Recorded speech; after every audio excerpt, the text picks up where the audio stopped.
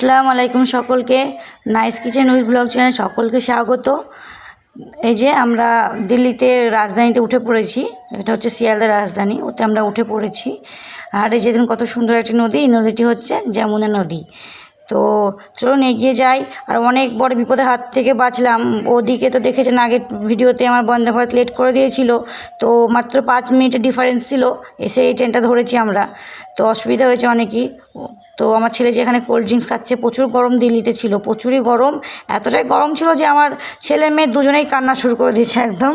মানে বন্দে ভারতে এসিতে এসে আবার এখানে মানে ওই একটুখানির জন্য 5 মিনিটের জন্য ছেলে মেয়ে দুজনেই কান্না। মেয়ে তো গরমে একদম সেই কান্না শুরু করে দিয়েছিল। তো চলুন। আর বন্দে ভারত ছিল 3 নম্বরে ঢুকেছিল এসে, আর আমাদের দাঁড়িয়ে রয়েছিল রাজধানী হচ্ছে 13 নম্বরে। তো ব্যাগ ট্যাগ আমার মেয়ে এবার খুব খুশি, অনেক গরম লাগছে না ওকে আর। আর এখানে সন্ধ্যে টিফিন দিয়ে গেছে। এই যে এখানে রয়েছে চিড়ে ভাজা, আর এই যে এখানে রয়েছে হচ্ছে সোন পাপড়ি, আর এখানে চায়ের দিয়ে গেছে, সামগ্রী দিয়ে গেছে। দেখি কি আছে, চলুন দেখি, বার করি। এই যে বার করলাম, চা আছে, দুধ আছে এটাতে একটা টি ব্যাগ, আর মানে চা আর একটা চিনি, মানে চিনি দেওয়া আছে এটাতে। 1 কাপ চা খুব সুন্দরভাবে তৈরি হবে। স্যানিটাইজার এই যে, আর এটা হচ্ছে মাউথ ফ্রেশনার, আর এটাতে দিয়েছে কচুরি, আর এটাতে দিয়েছে হচ্ছে স্যান্ডউইচ, আর এই যে একটা টমেটো সস দিয়েছে স্যান্ডউইচ কচুরির সঙ্গে খাওয়ার জন্য, আর টিস্যুর সঙ্গে। আপনার দাদা ভাই আর আমার দুজনেরই আছে এখানে, দুটো সিট যেহেতু। তো চলুন আমরা বানিয়ে। তো আপনাদের দাদাভাই বলছে না আমি বানিয়ে দিচ্ছি, দেখো তুমি। তো আপনার দাদাভাই বানাচ্ছে। এই যে টি ব্যাগটা মানে দিয়ে দিল, জলটা গরম জল, ওখানে সঙ্গে একটা স্টিকও দিয়ে গেছে জলের সঙ্গে। এই যে গরম জলে এই টি ব্যাগটা দিয়ে দিতে হবে। তারপরে এই যে এখানে চিনি রয়েছে স্বাদ মতো, 1 কাপ চায়ের জন্য স্বাদ মতো চিনি এখানে দেওয়াই থাকে, অতিরিক্ত মিষ্টি না, মানে নর্মাল যেটা মিষ্টি হয় এরকম দেওয়া থাকে। আর এই যে দুজনে চা উনি বানাচ্ছেন। আর আমার ছেলে দেখুন, ওই যে ওখানে বসে বসে ও ভীম মানে বার করার চেষ্টা করছে, ভীম চলছে না, ও রেগে যাচ্ছে, বাবা ভীম চলছে না। ট্রেনের মধ্যে ওকে তো সেরকম ফোন দিই না, কিন্তু কী করবো, ট্রেনের মধ্যে দিতে হচ্ছে। যে আপনার দাদাভাই দুধ দিয়ে দিল এবার। এই যে এটা দুধ, মানে বাড়ির মতো চা তো হবে না, কিন্তু চাটা বেশ ভালোই হয়। তো বানিয়ে দেখাচ্ছে আপনার দাদাভাই, চলুন। আর আমার ছেলে দেখছে কী বানাচ্ছে, বাবা জিজ্ঞেস করছে বাবা কী বানাচ্ছ।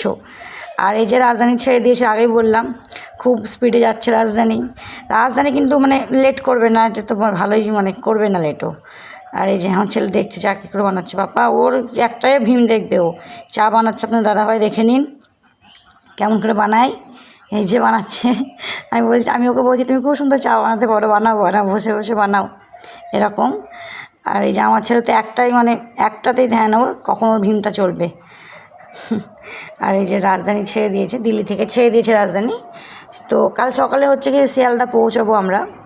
আপনারা সবটাই পুরোটাই দেখতে পাবেন, ভিডিওটিতে পুরোটাই সব কিছু দেখাবো, দেখবেন অবশ্যই।